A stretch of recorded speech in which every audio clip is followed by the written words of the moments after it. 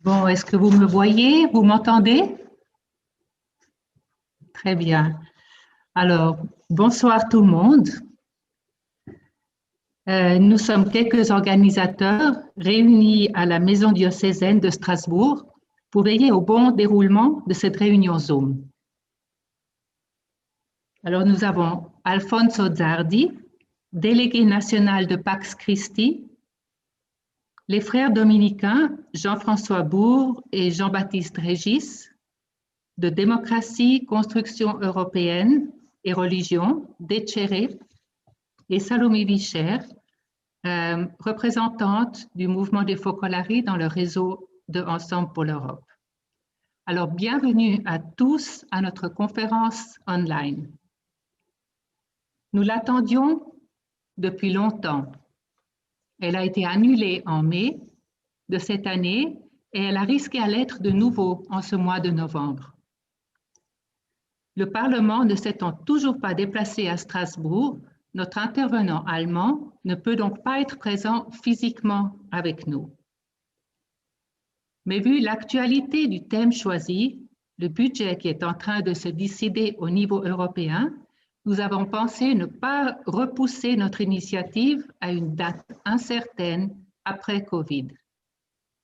Heureusement que la technologie moderne nous permet de nous relier d'une autre manière, au-delà des frontières et des contraintes sanitaires. Cela nous permet d'ailleurs de toucher un public très divers. Ainsi, nous accueillons des personnes de diverses régions de France, mais aussi de Belgique, Espagne, Suisse, Allemagne, et peut-être d'ailleurs. Depuis 2 ans maintenant, un groupe de représentants de différents mouvements et associations chrétiens de la région de Strasbourg se réunit régulièrement. Il s'inspire d'un réseau européen œcuménique, Ensemble pour l'Europe, initié en 1999 par les fondateurs et responsables de mouvements et nouvelles communautés ecclésiales de toute l'Europe.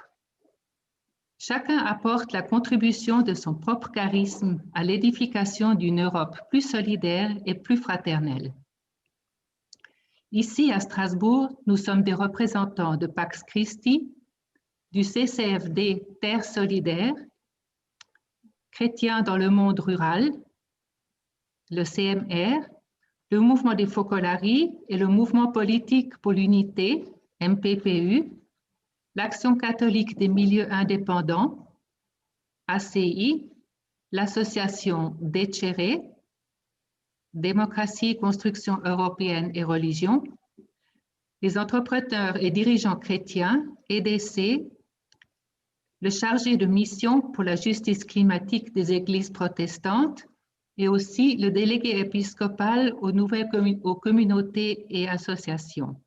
L'année passée, à l'issue de nos activités autour des élections européennes et de la fête de l'Europe, lors d'un apéro commun, notre conversation a porté vers le changement climatique. Nous nous sommes rendus compte que c'était la préoccupation principale et commune des membres de chacun des mouvements que nous représentons. Nous avons donc pensé orienter nos activités de l'année 2020 dans cette direction. La conférence de ce soir répond à notre besoin d'être mieux informés sur ce qui se passe au niveau de l'Union européenne. Notre désir est de ne pas nous laisser arrêter devant l'immensité de la tâche, sans pour autant minimiser l'urgence de nos actions locales et globales. Alors maintenant, je vais passer la parole à Alfonso Zardi de Pax Christi pour qu'il présente nos invités qui nous font l'honneur de nous adresser la parole ce soir. Puis ce sera la tour de Jean-François Bourg pour introduire le thème de la soirée.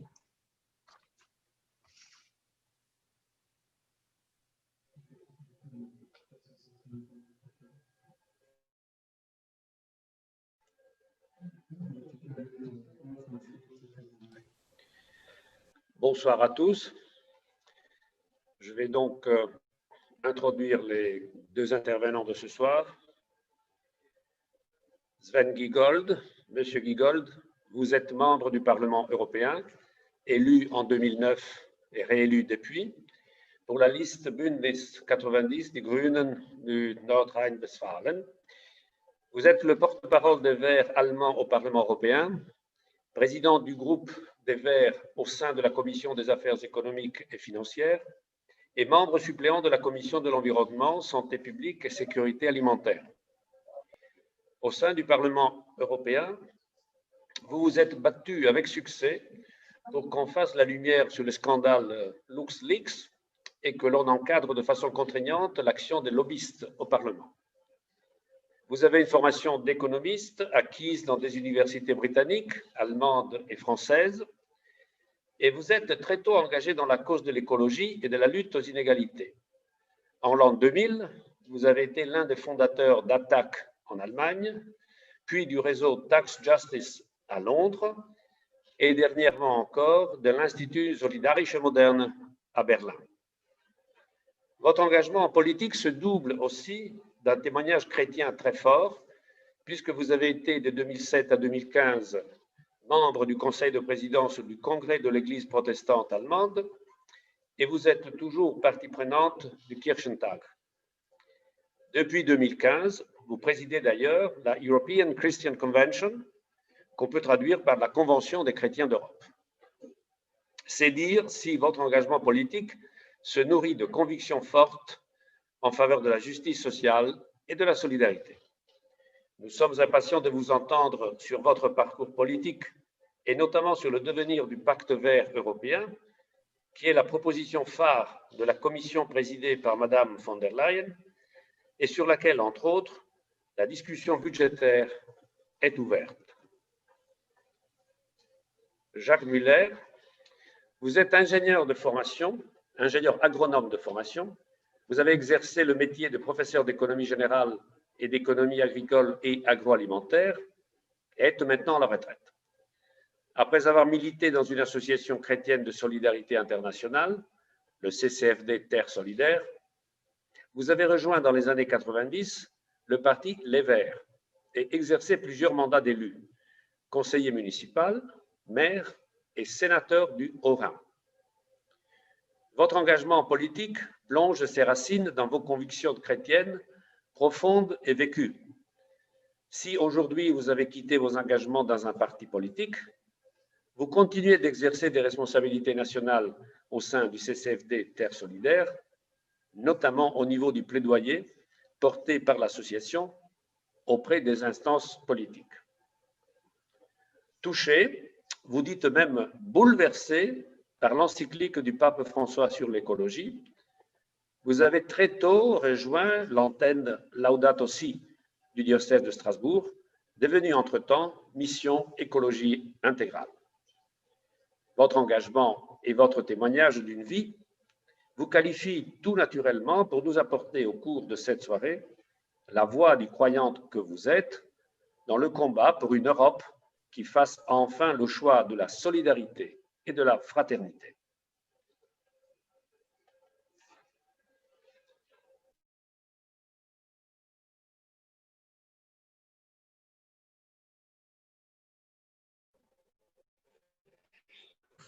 Voilà, bonsoir encore une fois à vous tous qui nous avez rejoints. Vous êtes à présent 96 connectés à notre soirée sur Zoom. Donc, je suis Jean-François Bourg, dominicain de l'association strasbourgeoise Decere, Démocratie, Construction européenne et Religion. Et je suis honoré de pouvoir vous saluer à mon tour, Sven Giegold, et vous aussi, Jacques Müller, ainsi que tous les participants et participantes à cette soirée, où que vous soyez. J'espère que vous m'entendez bien. N'hésitez pas à faire un signe si c'est nécessaire. Donc, je suis vraiment très heureux que nous, représentants de plusieurs mouvements chrétiens et églises en Alsace, ayons maintenu ce rendez-vous malgré la pandémie dans l'esprit du réseau Ensemble pour l'Europe avec Salomé comme coordinatrice. Et je vais essayer de rappeler en quelques mots pourquoi c'est si important qu'on se retrouve ce soir, pourquoi ce thème est si crucial. D'abord, il y a la préoccupation grandissante concernant la santé de l'écosystème planétaire, cela a été rappelé, Nous pourrions tous citer des livres, des articles, des conférenciers. L'encyclique Laudato Si est un exemple, mais partout dans les églises, la réflexion grandit. On l'a vu au moment de la très belle journée organisée à l'initiative du Centre d'études et d'action sociale le 3 octobre dernier à Strasbourg sur le thème écologie humaine. Et déjà, Jacques Muller et Sven Giegold y ont pris la parole. Mais on se souvient peut-être du du dernier volet de cette journée du 3 octobre. Il y était question de l'inspiration chrétienne et de son rôle dans notre mobilisation. Par visioconférence, Sven Giegold nous avait alors interpellés en déclarant que les chrétiens en Europe ont un rôle à jouer. Et plus encore, M. Giegold nous disait que les chrétiens ne sont pas assez organisés. Et cela nous a travaillé. Qu'est-ce que nous pourrions faire pour mieux nous organiser et dans quel but?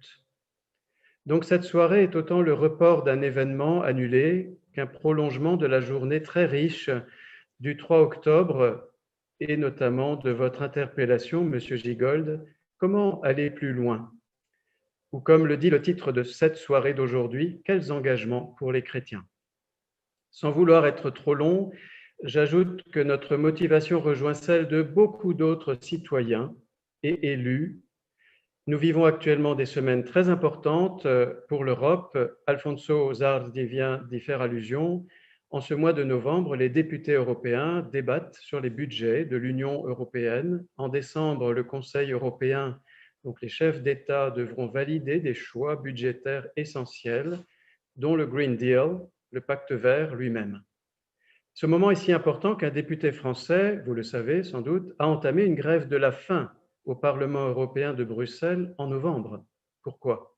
Ce député, Pierre Larouturou, rapporteur du budget, économiste, a voulu appeler à une mobilisation massive de nous tous pour que nos gouvernements osent les choix qui vont lier l'Union européenne pour quelques années.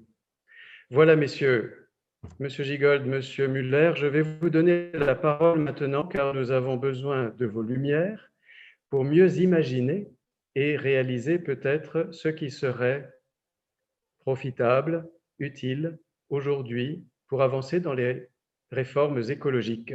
Et donc, la question est celle-ci. Monsieur Giegold, si vous voulez bien commencer, comment voyez-vous le rôle des chrétiens d'Europe dans tout cela?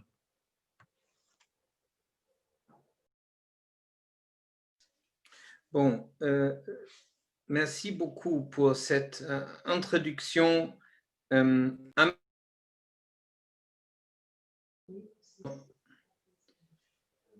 Monsieur Giegold, votre micro, merci. Oui. Merci beaucoup pour cette introduction amicale, précise et complète et formellement à 100% correcte. Et merci pour cette invitation, chers frères et sœurs. C'est un grand plaisir de participer avec vous dans ce débat important. Et c'est aussi un honneur d'être invité la deuxième fois à Strasbourg, même si les parlementaires européens continuent de résister, de revenir à Strasbourg. Je comprends bien, c'était sujet de quelques discussions publiques, mais je peux vous assurer que même en Allemagne, je n'ai pas le droit de voyager, c'est-à-dire en général, on essaie de limiter au minimum les trajets et c'est pourquoi c'est important que notamment tous les salariés du Parlement ne sont pas obligés de travailler non plus. Mais on revient. Il y a quelques bruits.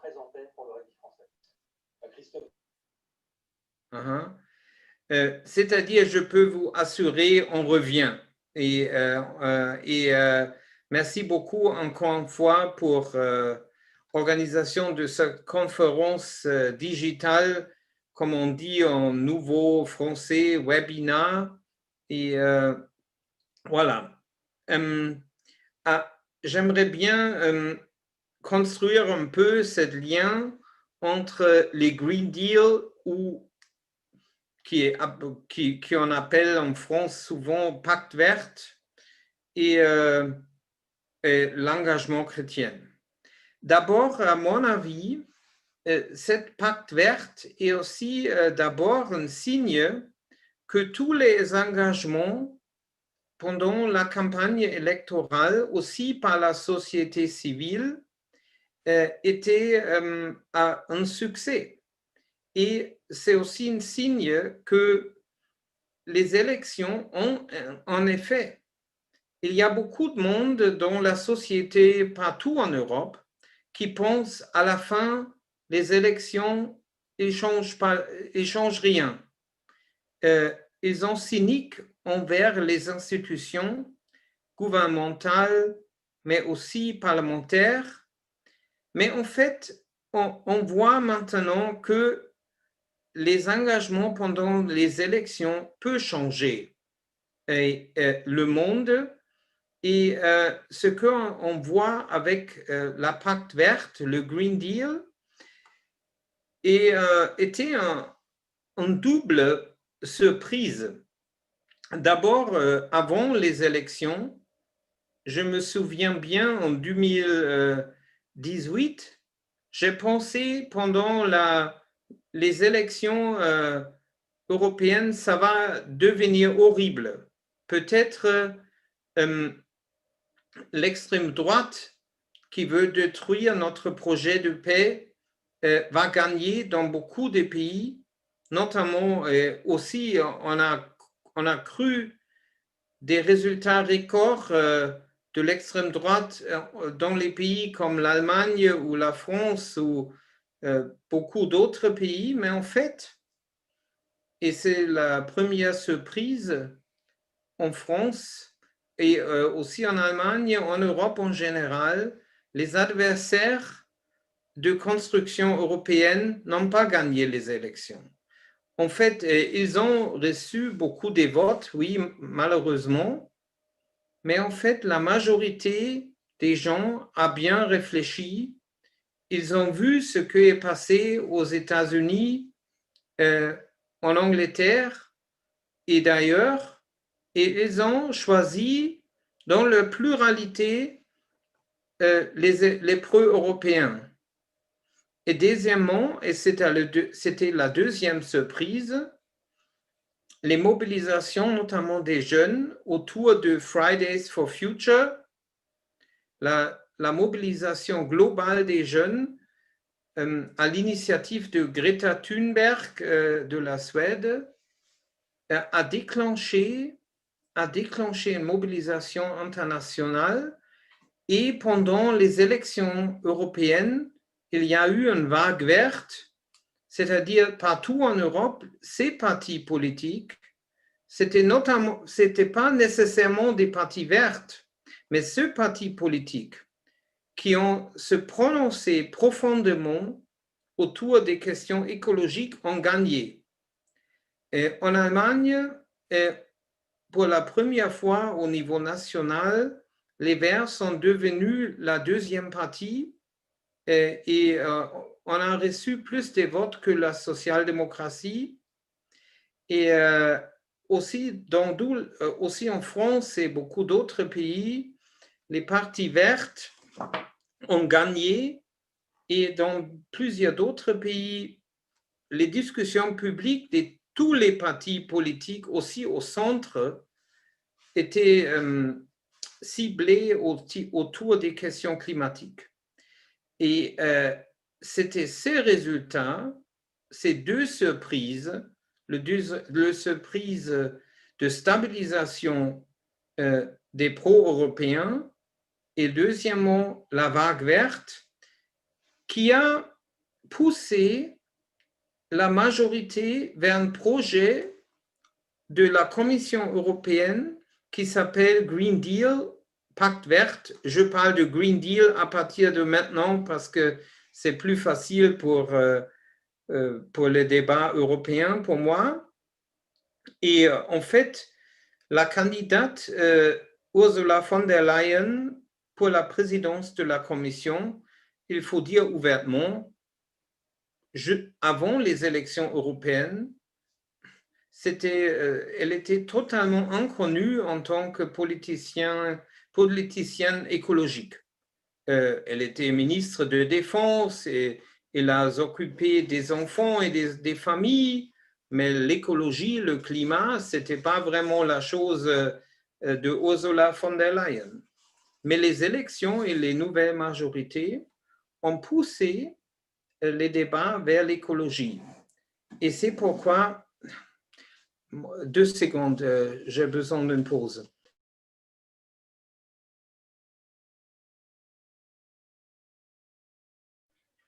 A poussé, je suis dans notre cuisine familiale, on n'a pas un grand villa ici, c'est très petit et c'est pourquoi c'est un peu difficile de bloquer la cuisine avec ces conférences électroniques. Bon,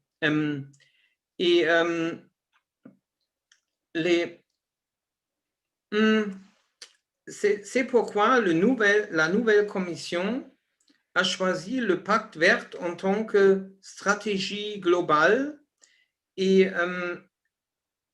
avec grande surprise aussi, les partis qui ont parlé beaucoup moins de l'écologie ont accepté cette grande stratégie autour de construction d'une Europe plus forte, une construction autour d'un programme d'investissement verte et la réduction des gaz à effet de serre radicale en comparaison au minimum avec ce que était dans les programmes de beaucoup des partis qui ont, après les élections, voté pour la nouvelle commission. Et c'est pourquoi, à mon avis, il est encore une fois un moment où on peut respirer un peu de souffle d'espoir dans la construction européenne et aussi pour la lutte, dans la lutte pour le climat. Parce qu'en fait, le traité de Paris, qui était un succès extraordinaire, construit en France, il faut dire, le traité de Paris était en crise parce que dans tout le monde, trop souvent, les pays ont choisi leur expansion économique plutôt de réduction de gaz à effet de serre et les contributions des États dans le traité de Paris étaient très modestes. Et c'est pourquoi il y a eu un vrai changement de défaite de ce traité. Et c'est pourquoi il était très important que l'Europe prenne un engagement beaucoup plus fort. Et ce qui a été décidé par la Commission jusqu'à aujourd'hui, c'est une réduction à 55% les émissions à effet de serre jusqu'en 2030 en comparaison avec 1990. Et jusqu'à aujourd'hui, notre objectif est 40%, c'est-à-dire 15% supplémentaires dans 10 ans. C'est assez beaucoup, mais ce n'est pas assez pour limiter dans une façon juste les émissions globales des gaz à effet de serre. C'est pourquoi on a gagné au Parlement un vote pour une réduction de 60% jusqu'au 2030. C'était aussi un vote symbolique, très très dur, parce que malheureusement, les partis conservateurs et chrétiens démocrates étaient très critiques, comme l'extrême droite, mais quand même, on a gagné une majorité, notamment avec la gauche, la social-démocratie, les Verts et les libéraux. dans lesquels il y a aussi le mouvement de votre président Macron. Cette majorité va maintenant négocier avec le Conseil le cadre légal pour la réduction des gaz à effet de serre. Cette loi s'appelle simplement la loi climat. Après cette loi climat est décidée par le Parlement et le Conseil, on va voir une liste d'une cinquantaine de lois européennes qui sont déjà planifiées pour arriver à cet objectif. C'est-à-dire, pour arriver à cet objectif, il faut changer notre modèle de mobilité vers des chemins de fer, mais aussi des voitures qui arrêtent le moteur de combustion vers les voitures basées sur les énergies renouvelables. Aussi, il faut transférer la production de courant vers les renouvelables. Il faut radicalement, plus rapidement rénover nos bâtiments. Il faut changer les processus de l'industrie chimique vers les renouvelables, les énergies renouvelables et de arrêter avec la base de pétrole en tant que base de nos produits chimiques. Et je peux ajouter plusieurs autres éléments de cette liste des cinquantaines des lois qui vont arriver par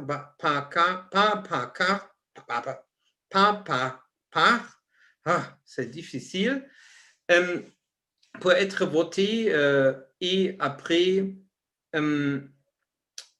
implémentées dans tous les pays européens.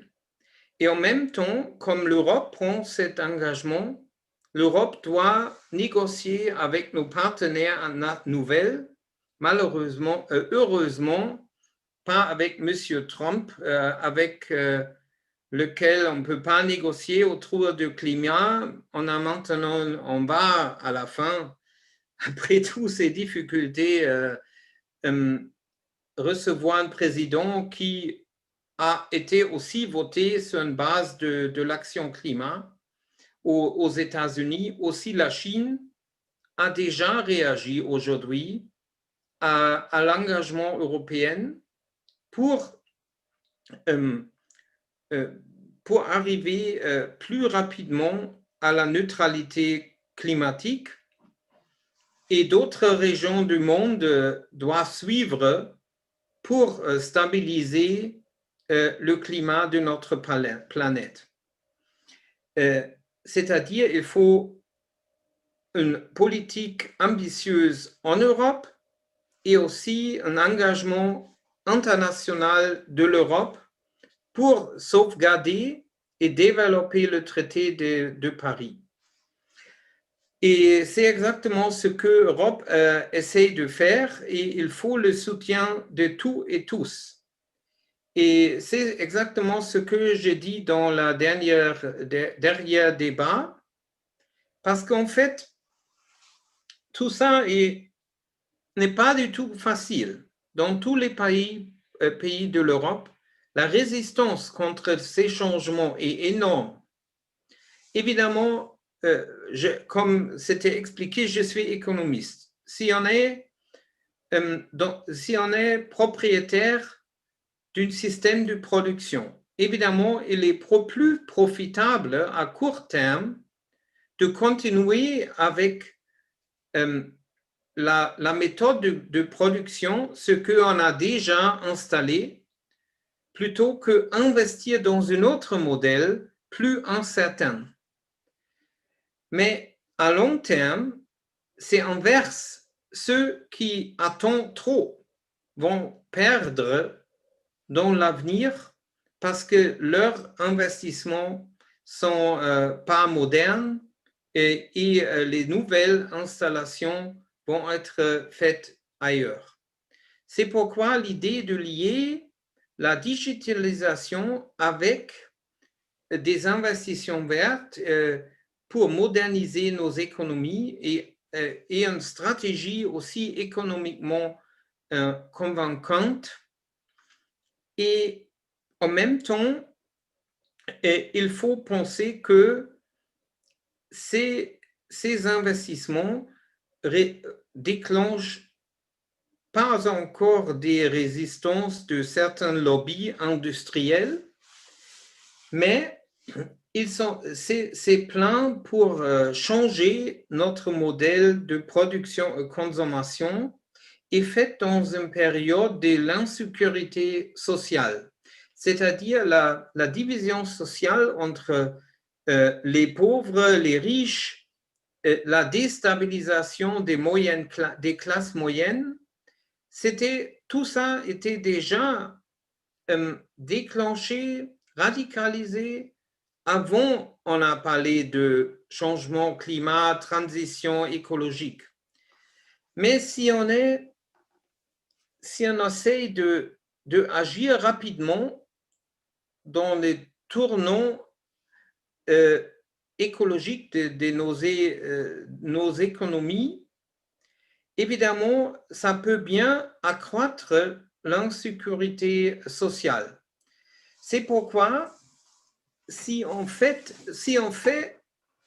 des engagements climatiques, il faut en même temps stabiliser nos systèmes sociaux, limiter le clivage entre les riches et les pauvres au niveau européen, mais aussi au niveau global. Sinon, la stratégie de sauvegarde du climat ne peut pas fonctionner.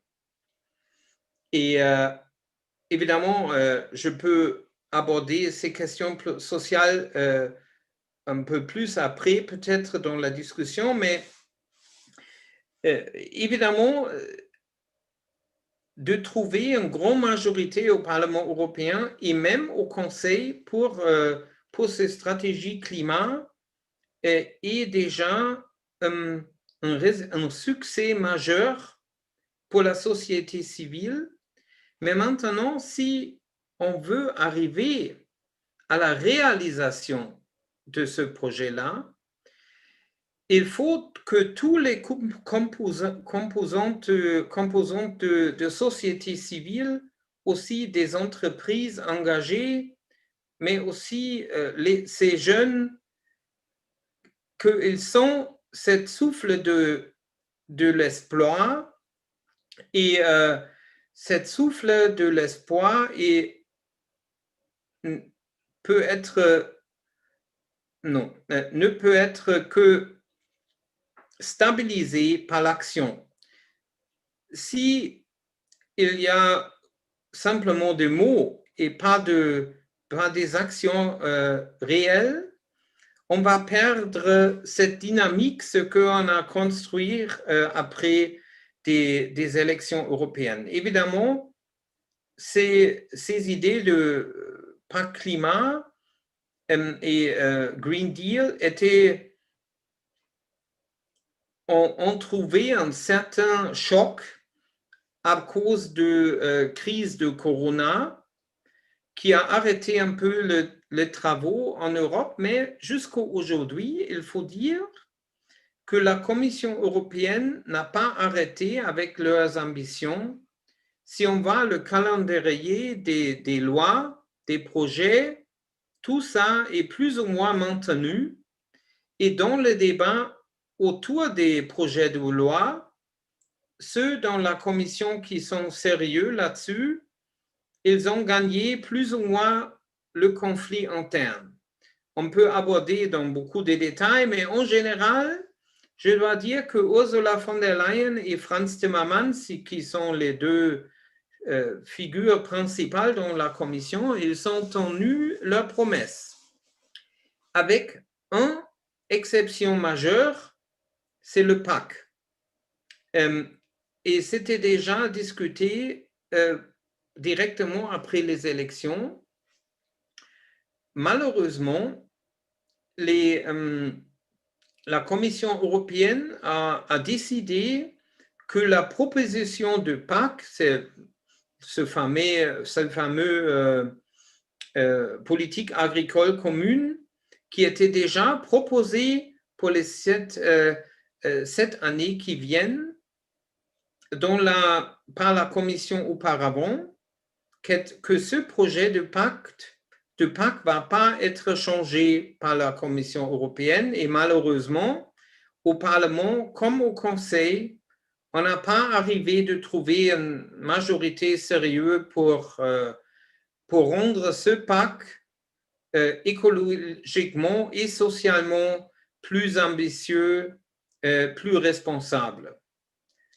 Voilà, mais autour des autres projets de loi, oui, notamment le budget, comme abordé par notre frère, les engagements sont sérieux.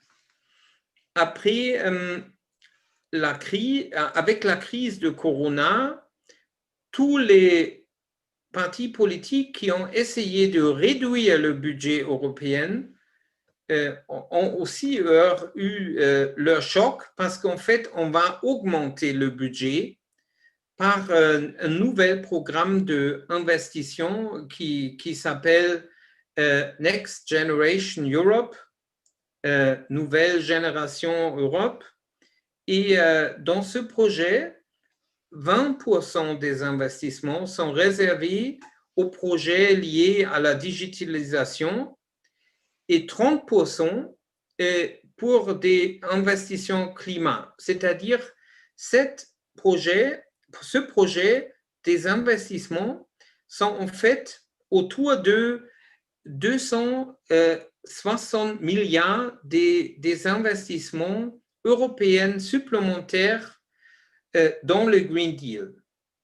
Et dans le budget européen, qui va être plus ou moins stable en comparaison avec la version précédente, il y a aussi 30% réservés et en plus, après une période de phase-in, d'introduction, en plus 10% pour la protection de biodiversité, c'est-à-dire pour notre création, et c'est-à-dire 30 plus 10, 40% pour le Green Deal. Et ça fait notre plus ou moins 400 milliards des investissements européens dans le Green Deal. Et voilà, c'est pourquoi les engagements de Green Deal étaient pour la première fois tenus dans le budget. Il y a la longue liste des projets de loi, mais si on va voter les projets de loi, évidemment, ça ne va pas être facile parce que au niveau des objectifs quantitatifs, c'est assez facile parce que ça touche personne directement. Et il y a un assez grand consensus dans toutes les sociétés européennes qu'il faut être ambitieux dans la protection du climat. Mais si on vote les lois concrètes sur l'économie circulaire, sur les voitures, sur les bâtiments, sur la nourriture, sur l'industrie, sur la production de courant, sur le gaz, ça va être beaucoup plus dur. Parce que là, les lobbies des productions polluantes, ils sont bien organisés. Et c'est là où on a besoin d'une société civile active pour coopérer avec ceux dans les institutions qui veulent réaliser le Green Deal. Et c'est exactement là où il nous manque une voix plus unifiée des chrétiens en Europe. En général, toutes les églises chrétiennes ont soutenu l'action forte pour le climat, pour la protection de la création. Mais en comparaison avec le grand nombre des croyants, notre voix n'est pas du tout organisée efficacement. Si on voit les lobbies puissants en Europe et le nombre de personnes qu'ils représentent, en comparaison avec la grandeur de nos églises, il y a et le niveau de l'efficacité du lobbying de ce lobby polluant, en comparaison avec la manque de organisation, de volonté de grande majorité de croyants. On voit un clivage énorme. Et c'est pourquoi je crois qu'il y a en fait un grand potentiel pour une nouvelle vague d'engagement chrétien dans les affaires européennes en tant que voie morale dans ce débat-là. Et pour être un peu plus fort, il ne faut pas laisser les jeunes seuls dans leur grève, dans leur protestation. C'est aussi notre obligation de soutenir ce mouvement de jeunesse avec nos forces, avec nos inspirations pour rendre cette nouvelle chance à une intégration plus verte, plus sociale, une vraie chance dans les années qui viennent et j'espère qu'on peut continuer le débat entre nous après. Merci.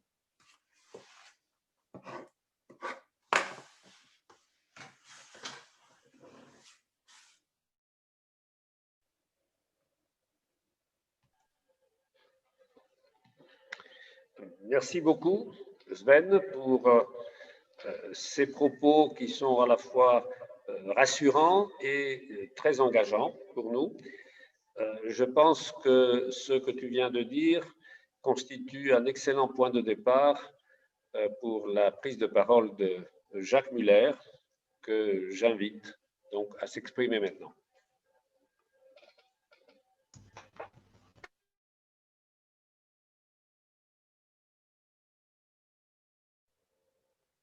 Jacques Muller, activez votre micro, s'il vous plaît.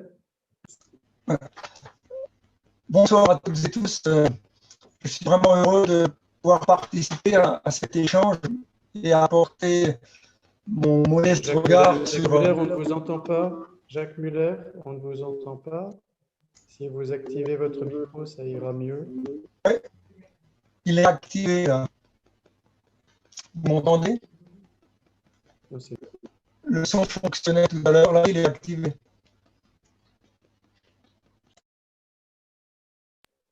C'est bon, merci. Vous m'entendez? Merci. Ça fonctionne? Je peux y aller? Ok. Voilà, bonsoir à toutes et tous. Écoutez, je suis vraiment très heureux de pouvoir participer avec vous à ce débat, à cet échange. Et je dois dire d'entrée, impressionné par le témoignage qu'a pu nous apporter Sven sur le sujet. Je n'ai pas d'expérience politique qu'il a. Je n'ai été finalement sénateur que pendant 3 ans et j'observerai la situation plutôt avec le regard d'un acteur de la société civile, d'un militant écologiste, tiers-mondiste et engagé dans le monde associatif. Et c'est plus confortable. Oui, Alfonso. Oui, Alfonso. Allô? Oui, je crois que le son nous arrive complètement entrecoupé. Peut-être que si tu utilises ton téléphone portable, ça ira mieux. Parce que là, on a vraiment du mal à t'entendre. Alors, qu'est-ce qu'il faut que je fasse alors précisément?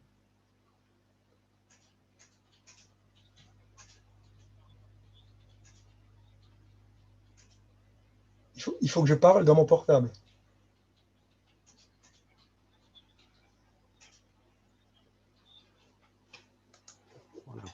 Voilà. Est-ce que ça fonctionne mieux? Oui, ça fonctionne Oui, mieux. c'est mieux. Bon. Alors, bonsoir à toutes et tous, je reprends. Je suis heureux de participer à cet échange sur un sujet qui me tient particulièrement à cœur. Et je dois reconnaître que j'ai été plutôt impressionné par ce que nous a montré Sven et par le témoignage qu'il a apporté. Je n'apporterai pour ma part que le regard d'un citoyen engagé dans le tissu associatif, en l'occurrence le CCFD Terre Solidaire. Et c'est plus confortable, évidemment, de parler lorsqu'on n'exerce pas les responsabilités qu'il exerce aujourd'hui. On peut se permettre peut-être un regard plus critique, et c'est un peu confortable, bien sûr. Alors moi, ce que je souhaite vraiment relever, c'est que Sven amène les chrétiens ici sur un terrain dont ils ne sont pas forcément familiers, c'est celui du politique. Effectivement, lorsqu'on lit l'encyclique Laudato Si sur l'approche de l'Église sur l'écologie, le pape met en avant trois dimensions essentielles. La première, c'est la conversion, j'y reviendrai pas. Mais en termes d'engagement, il parle d'engagement individuel et il parle d'engagement collectif, politique, global. Et je constate autour de moi que très souvent, finalement, les chrétiens sont très heureux d'entendre parler d'engagement individuel, du choix de la sobriété. Le pape nous rappelle la sobriété, source de paix et de joie. Donc de changer de style de vie. Mais on oublie peut-être que même si tous les citoyens européens faisaient aujourd'hui cette conversion radicale dans leur style de vie, nous n'aurions fait aujourd'hui au maximum que 1/3 du chemin qu'il faut faire pour réduire les gaz à effet de serre au niveau où il le faudrait. 1/3. Ça veut dire que les 3/4 de l'effort doit être fourni par des grands choix, les grands choix politiques, comme on dit, des choix d'investissement, parce que ce sont ces investissements qui définissent comment on produit, comment on se déplace, comment on fabrique son énergie, etc. Et donc, cette insistance à poser le problème dans sa globalité me paraît essentielle. Alors, je partage son avis sur ce pacte vert présenté comme le signe d'un succès. Oui, on peut dire que la mobilisation des opinions publiques a joué fortement, la préoccupation, une certaine peur aussi du futur. Tout ça, ça va effectivement dans le bon sens. Et le cap de 60% pour 2030 est effectivement un grand succès parce qu'on en était bien loin avant les discussions. Vraiment bravo d'avoir obtenu ce résultat. Mais comme tu le disais, Sven, ça a été aussi, je crois, l'action de la société civile qui a fait pression sur le Parlement à un moment donné. Je voudrais donner ici un témoignage du CCFD Terre Solidaire où nous avions ciblé prioritairement tous les députés centristes avec une campagne très ciblée en disant on ne veut pas simplement entendre parler de neutralité carbone, mais de baisse des émissions. D'un point de vue technique, on peut rappeler ici que la neutralité carbone pourrait se traduire pour certains milieux économiques par le fait de ne pas baisser les émissions et de trouver des astuces pour, soi-disant, capter le carbone, qui tôt ou tard revient dans l'atmosphère. Et donc, c'était extrêmement important, oui, d'avoir un objectif de réduction tel qu'il a été adopté par le Parlement. Alors Sven, tu nous as rendu attentifs que les négociations vont s'ouvrir maintenant au niveau du Conseil. Et là, effectivement, ça va être très, très difficile puisque c'est le Conseil qui arbitre. Et on sait aussi que la loi de l'unanimité prévaut dans bien des cas. Et ça, c'est extrêmement préoccupant puisqu'on sait que certains pays sont parfois prêts à bloquer la décision européenne. Alors, pour alimenter le débat, parce que l'objectif, ce n'est pas forcément que nous soyons d'accord sur tout, j'ai envie de dire, trop souvent, effectivement, les objectifs Les résultats diplomatiques sont encourageants. Tu parlais tout à l'heure, Sven, du succès extraordinaire de la conférence de Paris. Oui, c'est un succès diplomatique inespéré. J'ai même envie de dire un miracle. Mais quand on regarde de plus près, tu le sais, bon, tout le monde ne le sait pas forcément, les engagements de l'accord de Paris conduisent notre planète à un réchauffement entre 3 et 4 degrés d'ici la fin du siècle. Autrement dit, on est très, très, très loin du réel.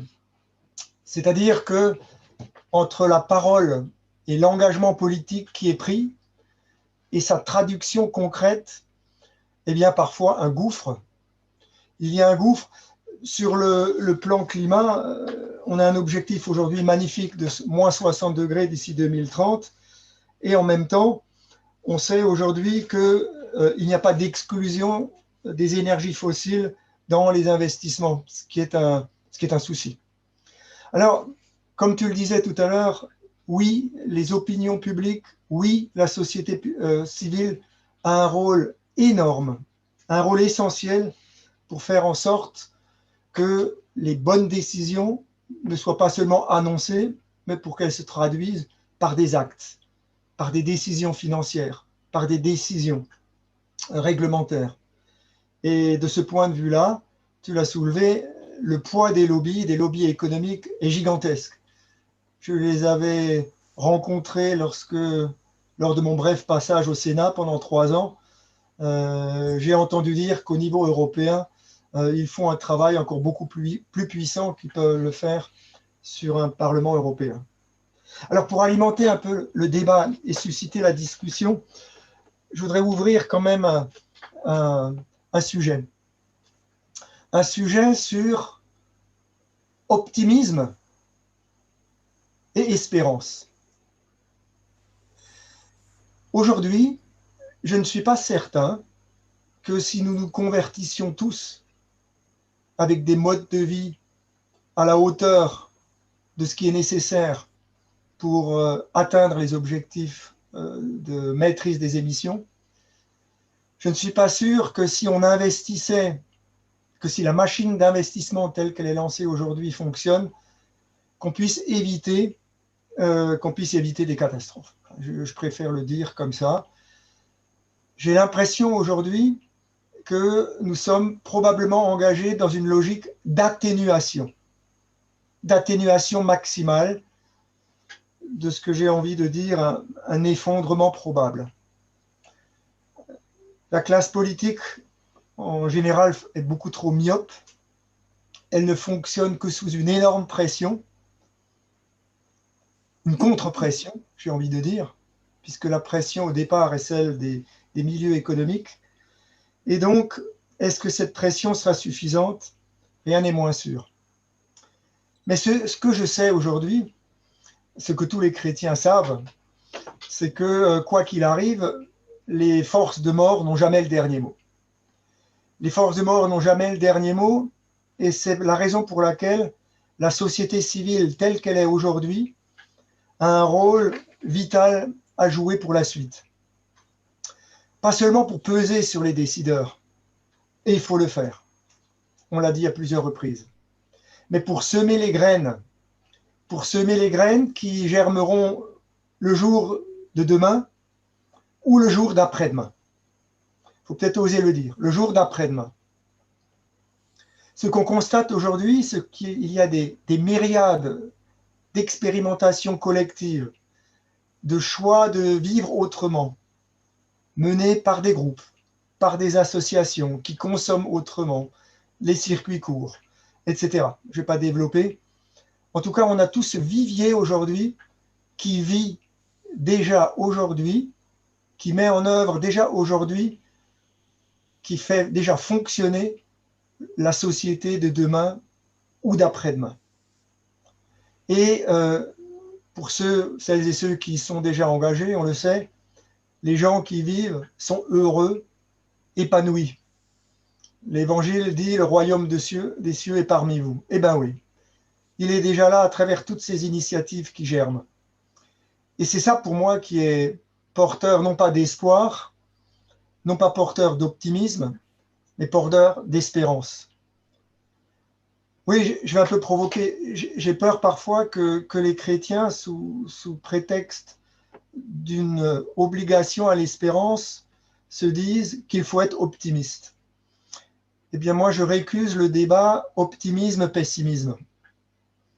Quand on parle d'optimisme ou de pessimisme, on reste dans un débat qui est très subjectif. Il y a le réel. Il y a le réel, c'est que les engagements climatiques doivent être à la hauteur des enjeux, c'est-à-dire que l'accord de Paris n'y répond pas du tout aujourd'hui. L'Europe donne un signal extraordinaire avec les objectifs qu'elle s'est fixés aujourd'hui, mais il faut qu'elle les traduise. Et je salue tout le travail des parlementaires écologistes qui ont su élargir leur majorité pour que les caps soient fixés dès 2030, parce qu'effectivement, on a une fenêtre de tir d'une dizaine d'années. Trump est parti, Bolsonaro est encore là, il n'est pas sûr que tout ça suffise. Mais je crois qu'il faut le faire, parce que, je disais tout à l'heure, il s'agit d'atténuer. Alors je sais que ce n'est pas un objectif qui paraît si réjouissant en tant que tel, mais l'effondrement dont je parlais tout à l'heure, il a déjà commencé, il existe déjà. Le pape nous y rend attentifs. Il existe déjà pour ces millions, pour ces milliards de personnes, pauvres, exclues, qui sont les premières victimes du changement climatique et qui souffrent déjà de nos errements actuels et de nos errements passés. Et donc, finalement, le combat écologique ici, il s'associe d'un combat radical pour la justice. Le pape, d'ailleurs, dans son encyclique, ne cesse de le marteler. Et je crois finalement que c'est ce qui est la marque de fabrique de l'engagement des chrétiens sur la question écologique, c'est de lier intégralement, absolument, la question de la justice et du respect des droits humains fondamentaux et celui de la protection de la planète. C'est la même chose. C'est la même chose.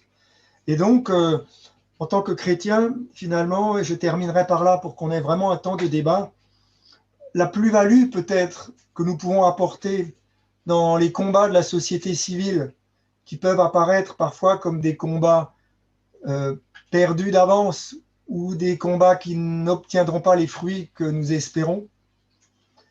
Le combat des politiques qui sont parfois encore minoritaires pour déplacer les curseurs, eh bien, parfois, ça pourrait pousser à une certaine lassitude.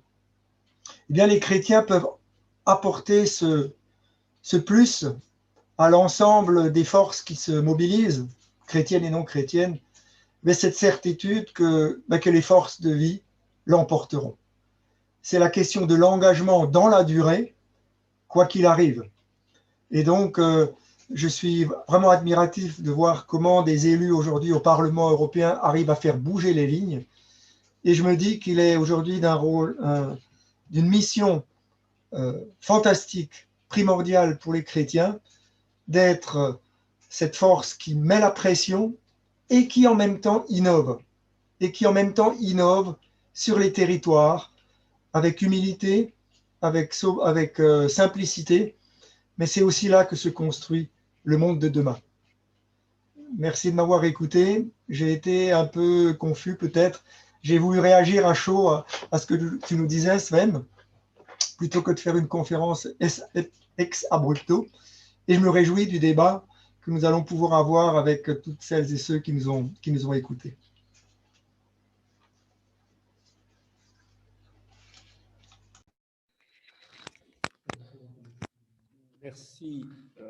Merci Jacques.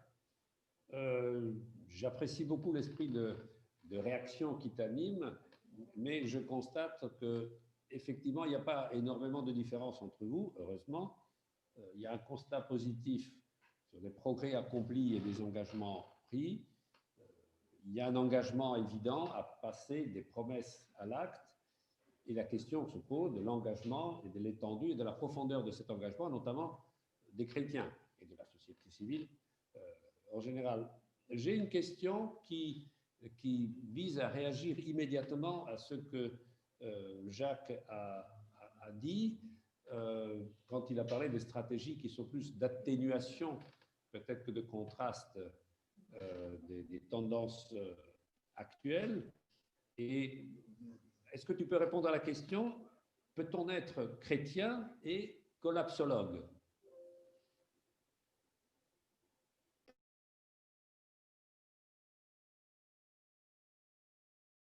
Sven, bien sûr, peut aussi réagir, mais le micro.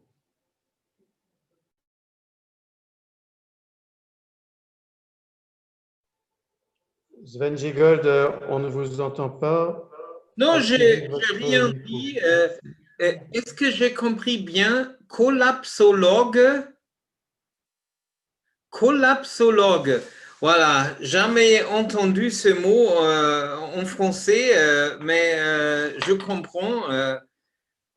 Bon, pour moi, évidemment, pour nous,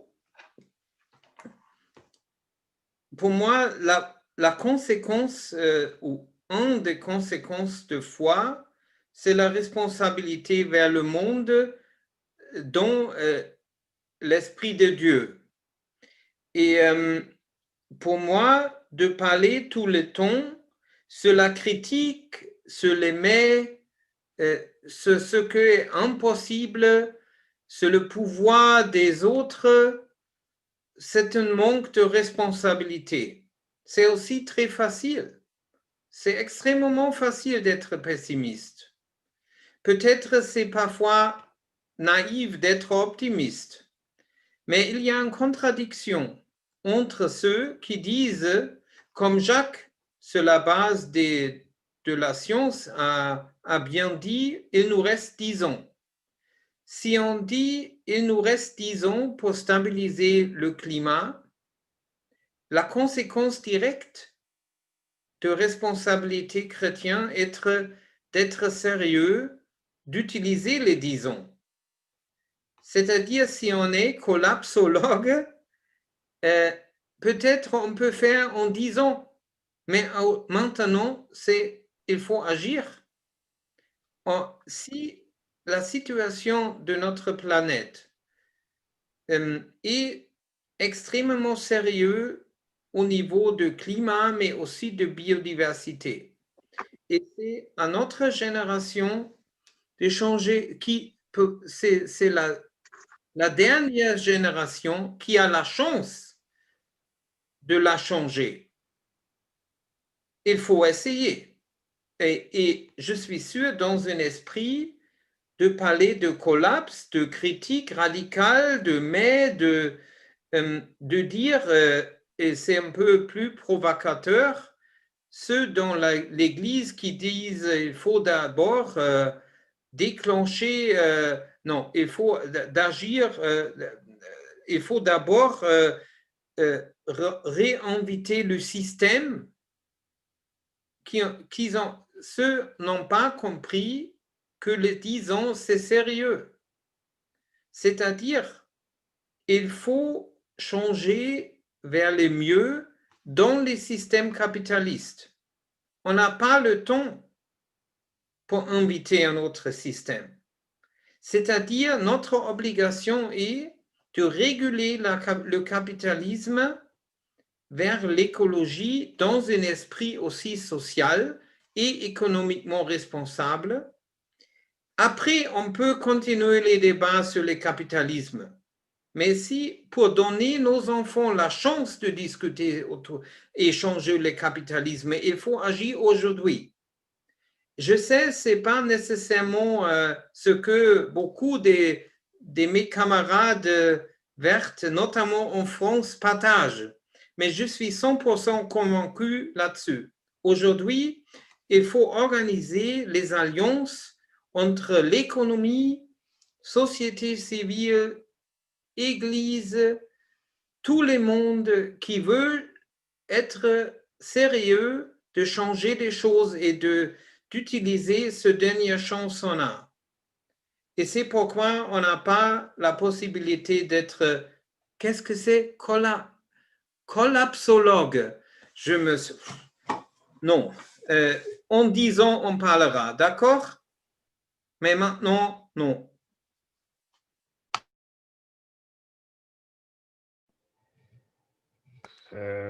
Oui, je pense que cette réponse va effectivement dans les signes de l'espérance. Il y a une autre question assez technique, mais je crois qu'elle est aussi pertinente, je la pose. La crise sanitaire actuelle ne remet-elle pas en cause le pacte écologique, le pacte vert, du moins sur certains aspects?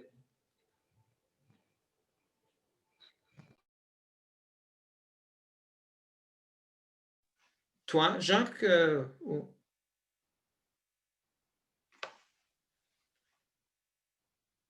il est où, notre frère Jacques? Frère Jacques, tu es où? Alfonso, le micro. Oui, je fais des signes à Jacques pour qu'il mette lui son micro. Ah, voilà, vas-y. Vous m'entendez? Oui. Ça fonctionne bien, sans écho. Ah, en fait, j'ai une crainte, oui. Effectivement, c'est que la crise du Covid amène les responsables politiques à voir les choses à très court terme, comme ils ont tendance à le faire trop souvent. À savoir prioriser l'emploi à tout prix, plutôt qu'avoir l'audace d'investir, d'avoir une relance clairement écologique. Je voudrais prendre quelques exemples aujourd'hui.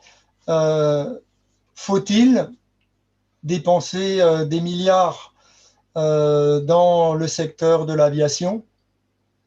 Faut-il mettre sous perfusion des secteurs économiques dont on le sait qu'ils doivent impérativement se reconvertir? Alors, il y a une crainte effectivement d'un certain court-termisme, sauver l'emploi à tout prix, et ça, je crois que ce serait dramatique.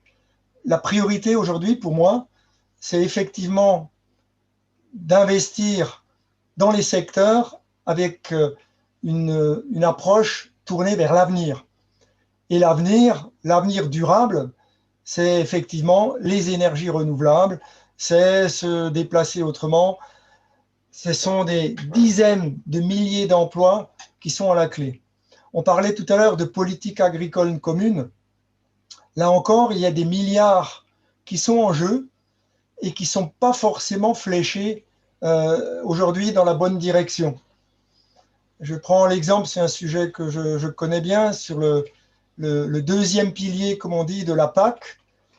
Eh bien, on retrouve dans les dépenses écologiques celles qui visent à soutenir l'agriculture de précision, qui permet de mieux doser les pesticides sur les champs. Eh bien, pour moi, ce n'est pas un objectif écologique. L'objectif écologique, c'est de toucher au premier pilier et de enfin soutenir les paysans et non pas les hectares. Donc en fait, il y a des changements de paradigme radicaux qui sont à faire, et j'ai parfois l'impression que la crise du Covid risque de nous maintenir sur le même cap, alors qu'il faut vraiment aujourd'hui le changer.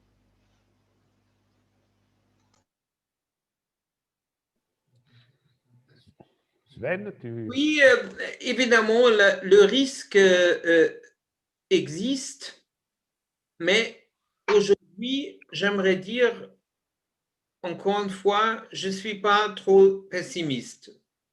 Je vous raconte une histoire là-dessus de l'Allemagne que j'ai trouvé symbolique. Pendant la dernière crise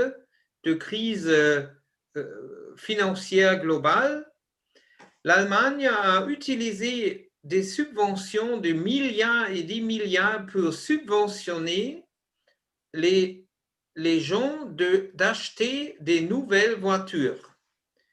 Évidemment, pas des voitures écologiques hein, qui n'existent pas, mais plutôt des voitures qui sont construites en Allemagne.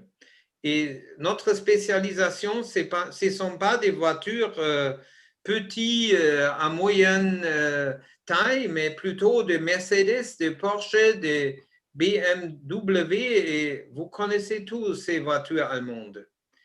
cette fois, le même lobby, le grand lobby très puissant des constructeurs des voitures en Allemagne a poussé énormément de recevoir les mêmes subventions encore une fois.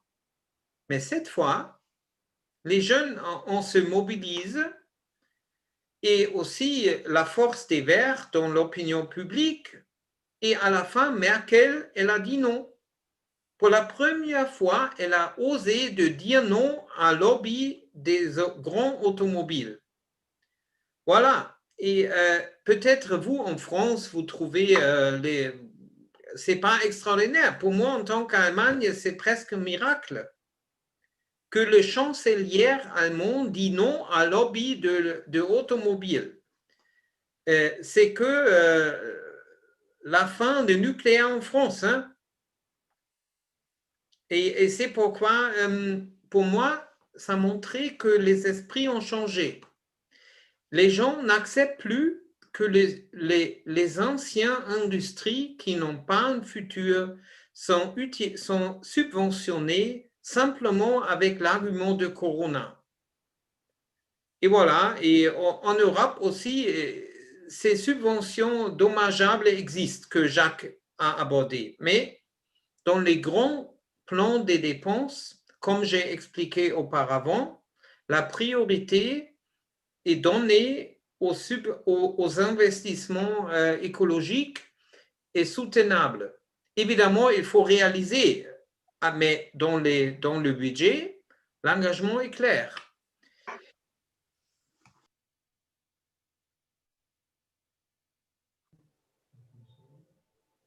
Merci.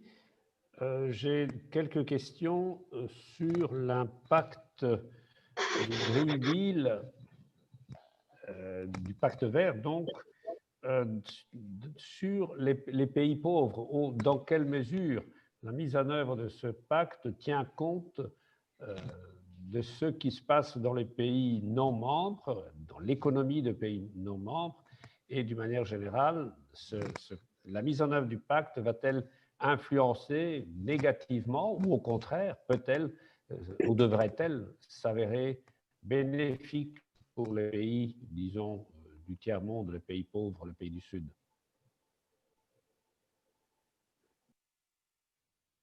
Bon, à moyen terme et long terme, le bilan est clair. Et comme la majorité des régions qui sont en danger à cause des changements climatiques, ils sont aussi des pays où il y a beaucoup de pauvreté dans le monde.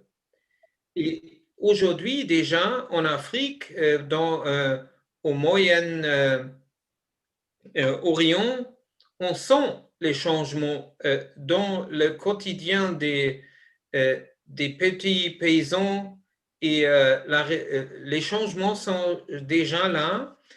Et voilà, et si ça continue, et on peut le voir dans les rapports IPCC, les effets catastrophiques, notamment en Afrique, mais aussi ailleurs, c'est très clair, les Green Deal, les engagements forts pour le climat, c'est dans l'intérêt, d'abord dans l'intérêt des plus pauvres dans le monde. Mais le court terme ne doit pas nécessairement être la même chose. Évidemment, aussi au sud, il y a ceux qui vont perdre si on change notre modèle de vie. Par exemple, les exportateurs de l'énergie fossile. Et évidemment, il y a des régions qui dépendent beaucoup de ces exportations. Et aussi, si on change notre modèle agricole, évidemment, ça a aussi des conséquences pour les producteurs au sud. Mais, à mon avis, il serait naïf de penser que les objectifs de Green Deal peuvent être réalisés sans paiement des compensations vers le pays du Sud. Parce que pour arriver à réduction globale, il faut laisser le pays plus pauvre trouver un autre modèle de développement que le nôtre. C'est-à-dire, il faut aider ces pays-là avec la technologie, avec les investissements, d'éviter une période fossile. Si on utilise la même technologie que nous aujourd'hui, les objectifs climatiques sont déjà perdus. Et c'est pourquoi il faut aussi trouver un consensus dans la société des pays riches de soutenir financièrement, mais aussi intellectuellement et économiquement les pays de moyenne plus modeste pour éviter une période fossile.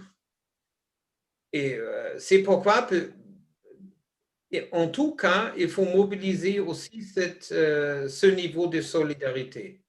Sinon, c'est naïf.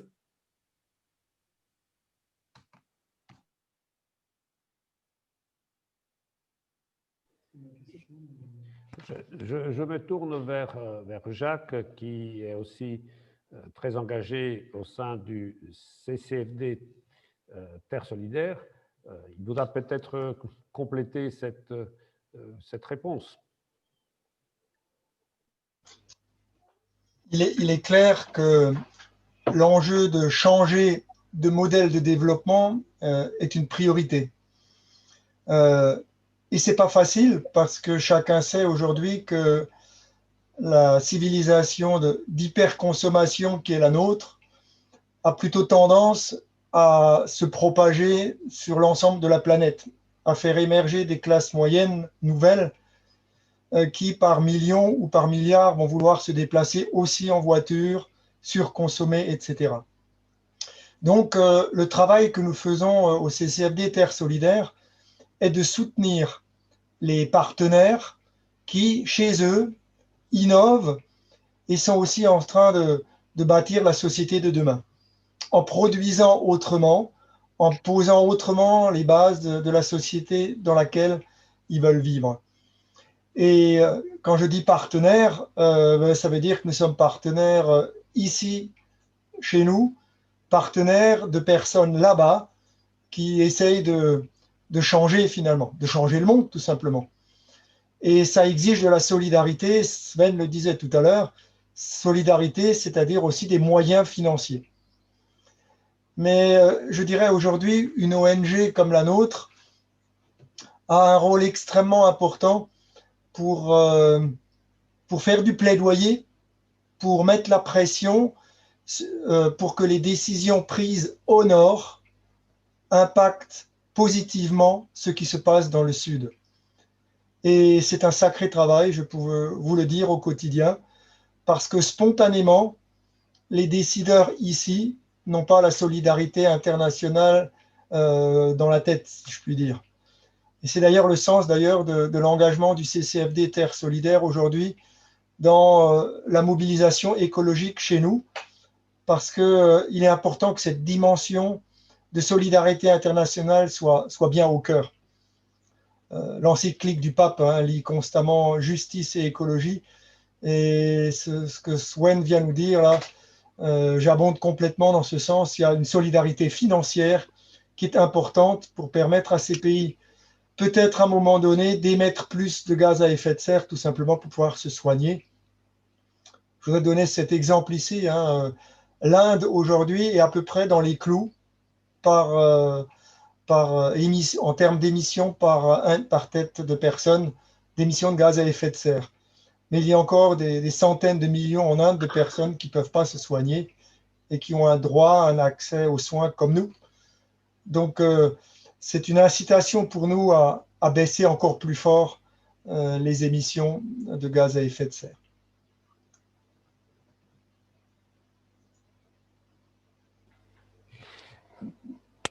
J'ai envie de compléter cette discussion par une référence, au fond, je dirais, à la scène internationale. Sven a évoqué tout à l'heure la Chine et les États-Unis.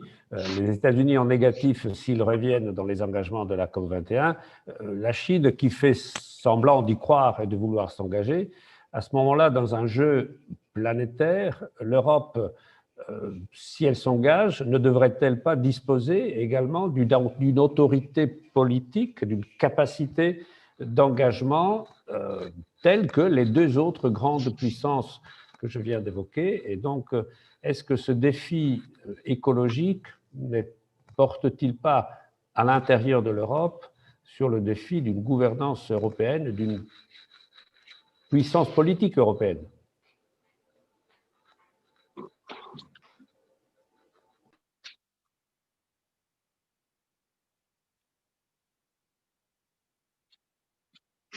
On arrive plus ou moins à la fin de notre discussion. J'aimerais ajouter à ton question un autre sujet. Et j'ajoute simplement, mais d'abord, sur cette question, oui, évidemment, le développement d'une globalisation, d'une mondialisation avec plusieurs pôles politiques rend la question de l'unification européenne beaucoup plus urgente. Et pour moi, pour ma pensée, cette conception de votre président autour de souveraineté européenne, à mon avis, cette conception intellectuellement, pour moi, un peu difficile, j'aimerais dire, parce que en fait, il ne s'agit pas simplement de souveraineté, parce que dans un monde partagé, dans un monde mondialisé, on a des biens communs globaux. Et pour arriver à ces biens communs globaux, il faut la capacité d'agir au niveau global. Quelqu'un, ce n'est pas moi qui me coupe mon micro. Hein? Bon, non, j'ai fait des blagues, mais il y a... Bon, maintenant, ça va. C'est-à-dire, cette conception de souveraineté européenne, et pour moi, l'idée douteuse dans cette conception que pour arriver aux nos objectifs, il faut simplement être souverain. À mon avis, c'est plutôt une capacité d'action européenne, une capacité d'agir européenne pour contribuer dans un monde globalisé pour arriver à ces grands biens globaux comme la paix, comme la protection de notre planète, l'éradication de pauvreté, etc.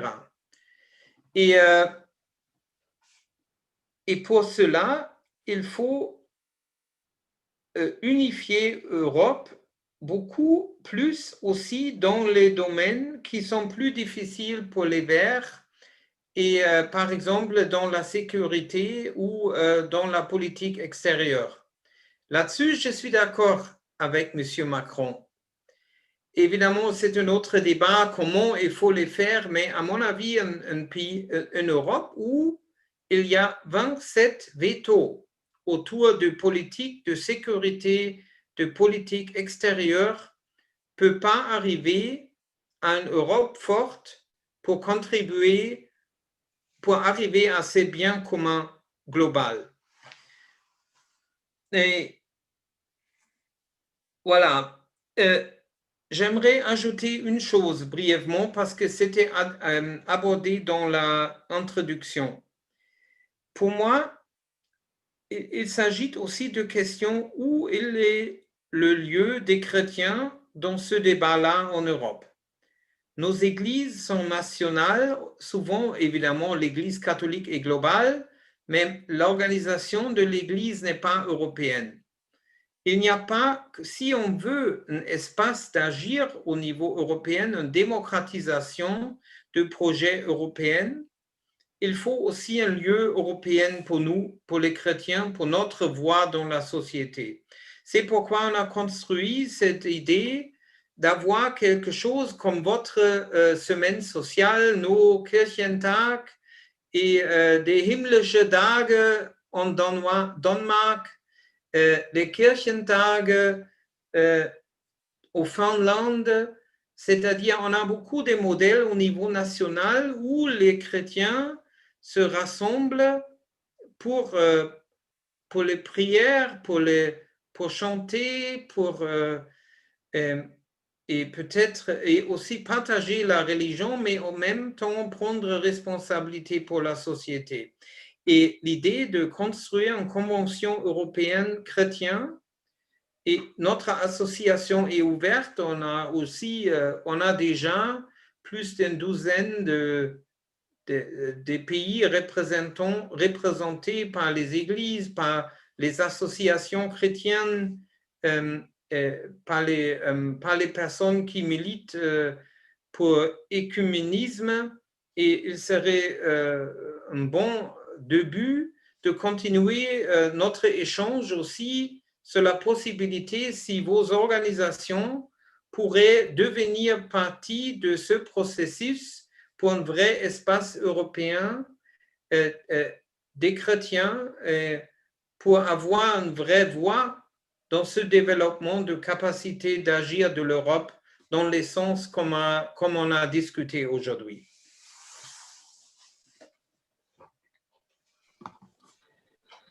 Merci pour ce message, cet éclairage qui revient sur des intuitions que tu as déjà eues et tu nous as déjà présentées.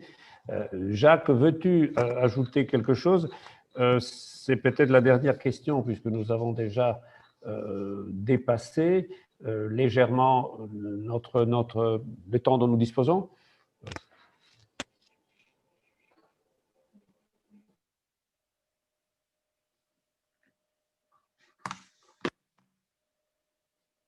Jacques, tu mets ton micro, s'il te plaît. Voilà, c'est bon? Vous m'entendez? Je voulais brièvement revenir sur un point, une question à laquelle je n'ai pas répondu, c'était sur la collapsologie. Alors, en un mot, moi je suis confronté tous les jours à des personnes qui me disent « on va dans le mur », et qui expliquent de manière tout à fait sereine « on va dans le mur » et qui continuent de vivre exactement comme avant, en disant « il faut rester optimiste ». Eh bien, je crois l'intérêt du discours collapsologue, c'est de nous dire « on va dans le mur », mais il faut innover dès aujourd'hui le monde de demain et d'après-demain. Autrement dit, on ne se pose pas la question du court terme, qu'est-ce qui va bien pouvoir arriver, on passe déjà finalement au monde d'après et on sème et on crée, avec le souci d'atténuer au maximum l'impact qui va se produire. Maintenant, je reviens, je voulais répondre à la question sur la nécessité, sur l'enjeu européen. Tout le monde sait aujourd'hui ici, il faut qu'on fasse acte de contrition, que cette règle du veto dont parlait Sven tout à l'heure, elle est le produit de la France, elle était une exigence de la France. Et bon, il ne faut pas qu'on en soit fier. C'est probablement un mauvais coup qu'on a porté à l'Europe au départ. Aujourd'hui, je suis comme lui, il faut absolument faire que nous arrivions... Moi, je suis un Européen fédéraliste, qu'on nous arrivions vers une Europe fédérale et la somme d'égoïsmes nationaux ne peut pas construire un intérêt général qui va d'ailleurs au-delà de l'Europe, tu le disais tout à l'heure, puisqu'il en va du bien commun de l'humanité. Alors, signe d'espérance, aujourd'hui, les ONG tiers-mondistes européennes travaillent en synergie complète pour bâtir l'Europe par en bas, pour faire du plaidoyer par en bas. Le CCFD Terre Solidaire, pour donner cet exemple, est membre de la CITSE. Et la CITSE, ce sont ces mouvements chrétiens d'église qui travaillent collectivement à l'échelle européenne pour peser sur les instances européennes et être solidaires vis-à-vis du Sud de manière partenariale. Donc,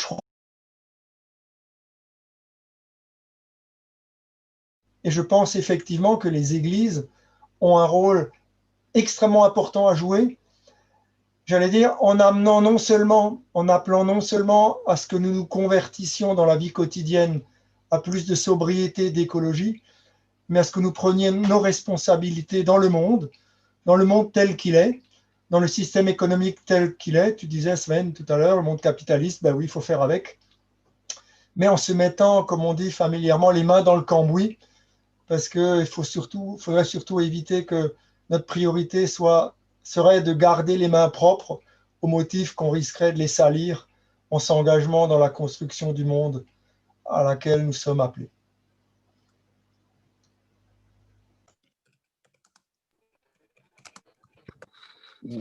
Merci pour ces derniers mots qui montrent par une image assez saisissante ce à quoi nous, les chrétiens, nous sommes attendus, c'est-à-dire mettre les mains dans les cambouis, s'engager concrètement, témoigner et montrer que c'est une urgence à laquelle nous ne pouvons pas nous dérober. J'aurais envie de dire que, en prenant l'image que Sven a donnée au début de son exposé, le pacte vert existe, il contient des objectifs sur lesquels tout le monde est d'accord. Maintenant, quand il faut passer à l'acte et à l'adoption d'une cinquantaine de lois qui vont détailler en quoi consiste le comportement à avoir et les mesures à prendre, c'est là que ça devient difficile. Et je dirais que pour nos églises, c'est un peu la même chose. Être d'accord sur la nécessité d'une conversion et d'agir sur le climat, bien sûr, mais au moment de s'engager pays par pays, si j'ose dire, conférence épiscopale par conférence épiscopale, c'est là que les différences, les difficultés, les traditions apparaissent et peuvent constituer objectivement, si ce n'est un obstacle, un frein et parfois une difficulté de compréhension. Nous devons peut-être encourager vivement nos évêques. Je pense que le pape n'a pas besoin d'être encouragé, mais parfois les évêques, pour que, en quelque sorte, ils donnent l'exemple et ils nous disent qu'on peut y aller, et on peut y aller même sans. Et je crois que cet appel que Sven nous a donné, auquel d'ailleurs, Ensemble pour l'Europe, en tant que structure un peu plus ancienne qui fédère des mouvements, peut très bien correspondre. Je crois que cet appel nous est adressé et peut rester comme le message de ce soir. L'engagement est possible, l'engagement est concret, l'engagement est à notre portée, l'engagement est cohérent avec nos convictions. Ne nous dérobons pas à cette responsabilité. Voilà, nous avons atteint les 22h10, donc c'est dans les limites puisque nous avions commencé avec un peu de retard. Je remercie toutes et tous ceux qui ont participé à cette soirée. Il y a eu quelques questions que je n'ai pas pu reprendre, mais je remercie aussi ceux qui les ont posées puisqu'ils montrent un intérêt pour notre soirée. Je remercie particulièrement donc nos deux intervenants de loin qui nous ont fait l'amitié de confirmer leur engagement à participer à la soirée et ont tenu cette promesse. Sachez que la soirée a été enregistrée et elle est visible sur YouTube. Tous ceux qui ont donné leurs coordonnées recevront le lien pour la regarder s'ils le souhaitent et faire savoir qu'elle existe. Donc, n'hésitez pas à faire un peu de publicité dans vos mouvements et dans le cercle de vos relations sur cet événement. Je pense qu'il y aura d'autres expériences de ce type. De nouveau, un grand merci à vous tous, à Sven Giegold et à Jacques Muller, la petite équipe qui m'entoure sur le plan technique et organisationnel. Ça a été un bel exemple de fraternité. Soyez-en tous remerciés. À bientôt. Bonsoir. Merci.